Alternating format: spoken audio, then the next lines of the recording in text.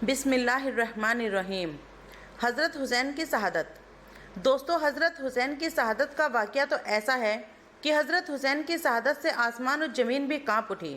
یہ دنیا کا تنہا ایسا واقعہ ہے کہ جس کے بعد آسمان لال پڑ گیا تھا، اور اسی دن بیت المقدس میں جو بھی پتھر اٹھایا جاتا اس کے نیچے سے خون ملتا تھا۔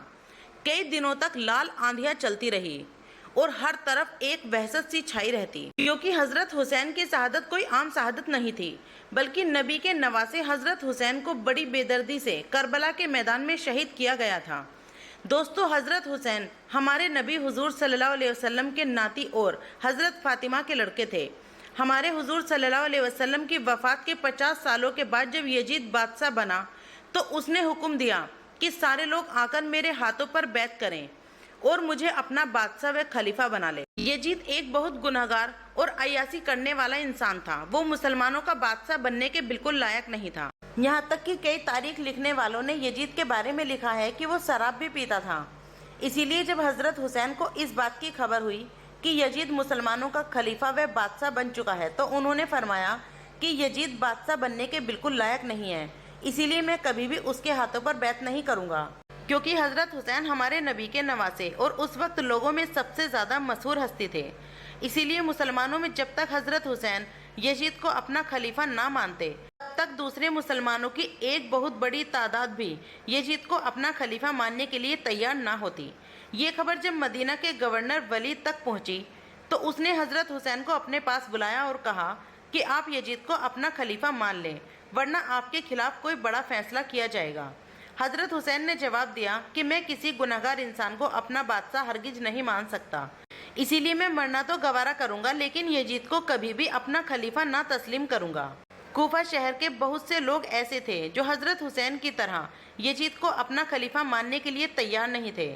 اسی لیے جب ان لوگوں کو خبر ہوئی کہ حضرت حسین نے بھی یزید کو خلیفہ ماننے سے انکار کر دیا ہے، کوفہ شہر والوں نے بہت سارے خط لکھ کر حضرت حسین کو کہا کہ آپ ہمارے پاس کوفہ آ جائیں، ہم آپ کو اپنا بادشاہ و خلیفہ تسلیم کریں گے اور آپ کی خاطر اگر ہمیں لڑنا پڑے تو ہم اپنی جانوں کا نذرانہ بھی پیش کریں گے۔ یہ بات جب حضرت حسین کو پہنچی تو انہوں نے کوفہ شہر جانے کا ارادہ بنا لیا، لیکن حضرت عبداللہ بن عباس نے کہا کہ آپ اس طرح سفر نہ کریں، یزید کی حکومت بہت ظالم ہے، اسی لیے وہ آپ کے خلاف کوئی بھی قدم اٹھا سکتے ہیں، اسی لیے آپ کوفہ والوں کو پیغام بھجوا دیں کہ اگر وہ حقیقت میں آپ کو اپنا خلیفہ تسلیم کرتے ہیں تو خود ہی اپنے لشکر لے کر مدینہ آ جائیں۔ لیکن حضرت حسین نے جواب دیا کہ نہیں، میں کوفہ جانا مناسب سمجھتا ہوں، کیونکہ میں نے آج رات اس بارے میں ایک خواب بھی دیکھا ہے کہ میرا لڑائی کرنے کا کوئی بھی ارادہ نہیں ہے۔ جب یزید کو خبر ہوئی کہ حضرت حسین نے اسے اپنا بادشاہ ماننے سے انکار کر دیا ہے تو اس نے ہر وہ طریقہ اپنایا کہ جس سے وہ حضرت حسین کو ڈرا دھمکا کر اپنی بات منوانے کے لیے راضی کر لے۔ اسی لیے جب یزید کو خبر ہوئی کہ حضرت حسین کوفہ شہر کی طرف اپنا لشکر لے کر نکل چکے ہیں اور کوفہ والے حضرت حسین کو اپنا خلیفہ و بادشاہ بنانا چاہتے ہیں، یزید نے اپنے محل کے ایک بہت ہی ظالم اور سخت دل انسان کو کوفہ شہر کا گورنر بنا دیا۔ اس کا نام ابن زیاد تھا۔ یزید نے اپنے گورنر ابن زیاد کو حکم دیا کہ اگر حضرت حسین کوفہ شہر پہنچنے کی کوشش کریں تو انہیں راستے میں ہی روک دیا جائے اور انہیں کسی حال میں بھی کوفہ نہ پہنچنے دیا جائے۔ کوفہ شہر سے سینکڑوں کلومیٹر پہلے کربلا کا میدان پڑتا ہے۔ جب حضرت حسین کربلا کے میدان میں پہنچے تو ادھر کوفہ شہر کے گورنر نے بھی ایک بہت بڑا لشکر کربلا کی طرف روانہ کیا۔ اس لشکر کا سردار ابن سعد تھا۔ دشمنوں کا لشکر جیسے ہی کربلا کے میدان میں پہنچا تو سب سے پہلے ان لوگوں نے ندی کے کنارے اپنے آدمیوں کو پھیلا دیا تاکہ حضرت حسین کے قافلے والوں کو ایک بوند بھی پانی نصیب نہ ہو سکے اور یہ لوگ مجبور ہو کر یزید کو اپنا خلیفہ مان لیں۔ حضرت حسین کے ساتھ صرف 72 لوگ تھے، جس میں 32 لوگ گھوڑوں پر سوار تھے اور باقی سب پیدل آئے تھے۔ 3 دنوں تک حضرت حسین اور ان کے ساتھی سب پیاسے رہے۔ حضرت حسین کے ساتھ کربلا کے میدان میں ان کی بہنیں، بھائی اور لڑکے سبھی مدد کے لیے آئے تھے۔ دشمنوں کے لشکر نے جب یہ دیکھا کہ پانی روکنے کے باوجود حضرت حسین اور ان کے ساتھی اپنی بات پر اڑے ہوئے ہیں تو ان لوگوں نے حضرت حسین کے لشکر پر حملہ کرنا چاہا، تو حضرت حسین نے دشمنوں کے سردار کو پیغام بھیجا کہ ہمیں رات بھر سوچنے کا موقع دو، پھر ہم فیصلہ کریں گے۔ یہ پیغام سن کر شمر کی، جس نے حضرت حسین کی گردن کاٹی تھی، اس نے کہا کہ ہم رات بھر کی مہلت نہیں دے سکتے بلکہ اسی وقت حملہ کریں گے۔ لیکن آگے سے کسی نے کہا کہ اے شمر، مہلت تو مانگ رہے ہیں، اگر وہ بغیر لڑے مان جاتے ہیں تو اس سے اچھی کیا بات ہوگی، اسی لیے رات بھر کی مہلت دے دینا چاہیے۔ سمر نے کہا کہ ٹھیک ہے، اگر رات بھر میں سمجھ جاتے ہیں تو ٹھیک، ورنہ صبح ہم حملہ کر دیں گے۔ یہ جمعے کی رات تھی۔ حضرت حسین نے اپنے تمام ساتھیوں کو جمع کر کے فرمایا کہ اے میرے دوستو، تم میں سے جو جانا چاہے وہ جا سکتا ہے، میں نہیں چاہتا کہ میری وجہ سے تمہیں اپنی جان گنوانا پڑے، اسی لیے میری طرف سے بالکل اجازت ہے۔ میں ان دشمنوں کا جیسا ہو سکے گا مقابلہ کروں گا، ورنہ اللہ کی راہ میں شہید ہو جاؤں گا۔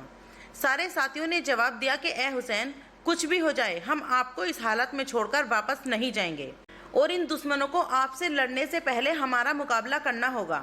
آپ کی خاطر ہم اپنے سر کٹوا دیں گے اور اپنی جانوں کا نذرانہ پیش کر دیں گے۔ ساری رات حضرت حسین اور ان کے ساتھیوں نے اللہ کے سامنے رو رو کر دعائیں مانگی اور اپنی فریاد رکھی۔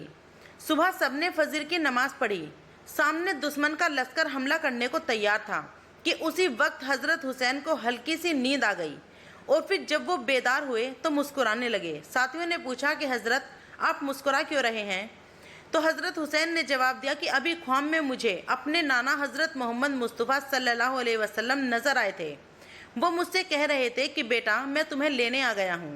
اور پھر حضرت حسین نے اپنے لشکر کو ترتیب دے کر کھڑا کیا اور سامنے دشمنوں کو پکار کر کہا کہ اے لوگو، کیا تمہیں پتہ نہیں کہ تم یہ کیا کرنے جا رہے ہو؟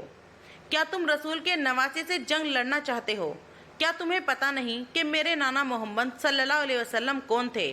کیا میں علی کا بیٹا نہیں ہوں؟ کیا حضرت حمزہ میرے نانا کے چچا نہیں تھے؟ کیا حضرت جعفر میرے نانا محمد صلی اللہ علیہ وسلم کے چچیرے بھائی نہیں تھے؟ کیا تمہیں میرے نانا کی وہ بات یاد نہیں جو انہوں نے میرے اور میرے بھائی حسن کے بارے میں فرمایا تھا کہ حسن و حسین جنت کے نوجوانوں کے سردار ہیں؟ دشمنوں کے لشکر پر حضرت حسین کی ان باتوں کا کوئی اثر نہ ہوا۔ ان کے لشکر میں صرف ایک مسلمان حضرت حور بن قیس ایسے تھے کہ جو یزید کے لشکر کو چھوڑ کر حضرت حسین رضی اللہ کی طرف آ گئے اور کہنے لگے کہ یہ وقت ہے جنت اور دوزخ کے فیصلے کا۔ اگر آج میں حضرت حسین پر تلوار اٹھا لوں گا تو اللہ مجھے ہمیشہ کے لیے جہنم میں ڈال دے گا۔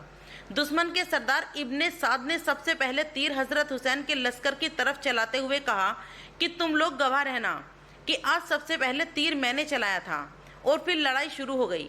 حضرت حسین کے لشکر کے ساتھ اللہ کی ایک خاص مدد تھی کہ سامنے دشمنوں کا 4000 کا لشکر تھا اور ادھر حضرت حسین کی طرف صرف 72 لوگ تھے، لیکن یہ 72 لوگ ان 4000 دشمنوں کو اپنی تلوار سے ایسے کاٹ رہے تھے جیسے کہ گاجر مولی کاٹے جاتے ہیں۔ حضرت حسین کے لشکر میں ایک بہت بہادر مسلمان تھے، ان کا نام حضرت جوہر تھا۔ دشمنوں کے 10 لوگ ایک ساتھ مل کر حضرت جوہر پر حملہ کرتے، لیکن حضرت جوہر اپنے گھوڑے پر بیٹھ کر اپنی تلوار ہوا میں لہراتے ہوئے ایسی تیزی سے ان دشمنوں کا مقابلہ کرتے کہ پلک جھپکتے ہی سب کی گردنیں کاٹ کر انہیں زمین پر گرا دیتے۔ کوئی ان کے پاس آنے کی ہمت نہیں کر پا رہا تھا۔ حضرت جوہر کو دیکھ کر سارے دشمن سہمے جا رہے تھے کہ تبھی سمر نے حکم دیا کہ جوہر کے پاس کوئی نہ جاؤ، بلکہ دور ہی سے ان کے اوپر پتھر مارو اور تیر چلا چلا کر ان کو زخمی کرو، ورنہ وہ آج سارے لشکر کو ختم کر دے گا۔ اور پھر دشمنوں نے ایسا ہی کیا، انہوں نے دور سے حضرت جوہر پر پتھر مارنا شروع کر دیا۔ حضرت جوہر بہت دیر تک پتھروں کو روکتے رہے، لیکن تبھی اچانک ایک دشمن نے تیر چلایا اور وہ سیدھے حضرت جوہر کے کندھے پر جا کر لگا کہ جس سے ان کا کندھا کٹ گیا۔ شمر کے حکم پر فوج نے دوڑ کر حضرت جوہر کو رسیوں میں جکڑ لیا اور اپنے سردار ابن سعد کے سامنے لا کر پیش کر دیا۔ حضرت جوہر نے ابن سعد سے کہا کہ شکر منا کہ میرے ہاتھ کٹ گئے، ورنہ آج میں تیرے سارے لشکر کو کاٹ دیتا۔ ابن سعد نے حکم دیا کہ اس کی گردن اڑا دو، اور پھر پیچھے سے سمر نے اپنی تلوار سے حضرت جوہر کی گردن کاٹ دی۔ حضرت حسین کا لشکر اتنی بہادری سے لڑ رہا تھا کہ دشمنوں میں سے کوئی بھی ان کا مقابلہ نہیں کر پا رہا تھا۔ اسی لیے دشمنوں کے سردار ابن سعد نے 500 تیر اندازوں کو تیر کمان دے کر بھیجا اور کہا کہ دور ہی سے حضرت حسین کے گھوڑوں پر تیر چلا چلا کر مار ڈالو، تاکہ حسین کے لشکر والے بے بس ہو جائیں اور پھر ہم اپنے گھوڑوں سے ان پر حملہ کر دیں۔ ان 500 تیر اندازوں نے دور ہی سے تیر چلانا شروع کیا اور حضرت حسین کے لشکر کے سارے گھوڑوں کو مار ڈالا۔ گھوڑوں کے مرنے کی وجہ سے حضرت حسین کا سارا لشکر پیدل ہو گیا۔ جمعے کا دن تھا، دوپہر کا وقت ہو چکا تھا، جمعے کی نماز کا وقت قریب تھا۔ तो हजरत हुसैन ने अपने एक साथी से कहा कि आवाज लगाकर दुश्मनों के सरदार से कहो कि हमें जुमे की नमाज पढ़नी है। तुम थोड़ी देर के लिए अपने लश्कर को रोक लो ताकि हम नमाज पढ़ सकें। लेकिन सामने से दुश्मनों के सरदार ने जवाब दिया कि हम तुम्हें नमाज नहीं पढ़ने देंगे। मजबूर होकर हजरत हुसैन ने नमाजें खूब पढ़ी। वो इस तरह कि आधे लोग दुश्मन का मुकाबला कर रहे थे और आधे लोग पीछे जमात के साथ जुमे की नमाज पढ़ रहे थे। फिर जब ये लोग नमाज से फारिग हुए तो ये दुश्मन का मुकाबला करने लगे और बाकी लोगों ने आकर अपनी जुमे की नमाज पढ़ी। लड़ाई मुसल्लस जारी थी। दुश्मनों की फौज के पास घोड़े और हथियार थे, लेकिन हजरत हुसैन की फौज के सारे घोड़े मारे जा चुके थे। इसीलिए दुश्मन ने आगे बढ़कर हजरत हुसैन की फौज पर हमला कर दिया और एक एक करके हजरत हुसैन की फौज के सारे लोगों को मार दिया।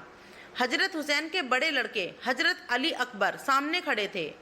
एक दुश्मन ने अपना घोड़ा दौड़ाया और हजरत अली अकबर के सीने पर अपनी तलवार भोंकते हुए उनकी गर्दन उड़ा दी। अपने बेटे को इस तरह कत्ल होता देख हजरत हुसैन भी तड़प उठे और दौड़कर अली अकबर को अपनी गोद में ले लिया। आंखों से आंसू जारी हो गए, लेकिन दुश्मनों ने आज नवासाए रसूल पर रहम ना खाया। हजरत अली अकबर ने अपने बाप हजरत हुसैन की गोद में ही दम तोड़ दिया। हजरत हुसैन ने अपने बेटे की लाश उठाकर एक किनारे पर रखी। उसी वक्त एक दुश्मन ने हजरत हुसैन पर हमला करना चाहा तो हजरत हुसैन के भाई हजरत अब्बास आगे बढ़े और उस दुश्मन का जमकर मुकाबला किया, लेकिन वो अपने घोड़े पर सवार था और हजरत अब्बास पैदल थे। इसीलिए थोड़ी देर के मुकाबले के बाद उस दुश्मन ने हजरत अब्बास को भी शहीद कर दिया। एक एक करके सारे अहले बैत शहीद होते जा रहे थे। हजरत हुसैन के साथ उस दिन उनके घर वालों के 18 लोग आए थे, लेकिन ये दुश्मन एक एक को ताक ताक कर शहीद करते जा रहे थे। हजरत हुसैन अपनी आंखों के सामने अपने बच्चों और भाइयों को ज़िबा होता देख रहे थे। हजरत हुसैन के बड़े भाई हजरत हसन के बेटे हजरत अब्दुल्लाह ने जब देखा कि दुश्मन ने मेरे चचा हजरत हुसैन पर हमला कर दिया है, तो ये 6 साल का बच्चा अपने खेमे से एक लाठी लेकर अपने चचा हजरत हुसैन को बचाने के लिए दौड़ा। लेकिन तभी सामने से दुश्मन ने एक तीर चलाया और फिर घोड़ा दौड़ाकर हजरत हुसैन के सामने ही उनके भतीजे हजरत अब्दुल्लाह के सीने पर अपनी तलवार घोंप दी और उन्हें शहीद कर दिया।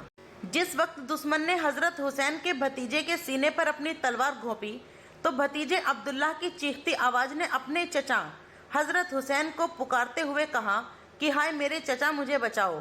हजरत हुसैन अपने भतीजे को बचाने के लिए दौड़े, लेकिन तब तक दुश्मन अपना काम कर चुका था और हजरत अब्दुल्लाह के सीने से खून का फव्वारा उबल रहा था। हजरत हुसैन ने दौड़कर अपने भतीजे अब्दुल्लाह को अपनी गोद में लिया और रोते हुए कहा कि ऐ मेरे भतीजे मुझे माफ़ कर देना। आज करबला के मैदान में तेरा चचा हुसैन बहुत बेबस है। देखते ही देखते भतीजे ने हजरत हुसैन की गोद में ही दम तोड़ दिया। हजरत हुसैन ने रोते हुए भतीजे की लाश उठाकर एक किनारे पर रखी।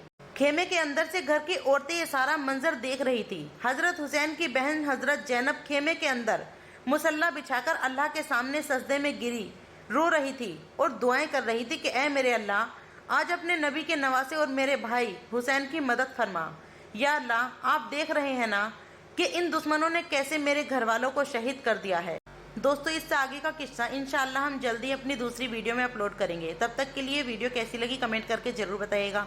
वीडियो पसंद आए तो वीडियो को लाइक शेयर कमेंट और चैनल को सब्सक्राइब करना। वीडियो पूरा देखने के लिए बहुत बहुत शुक्रिया। अस्सलामु अलैकुम।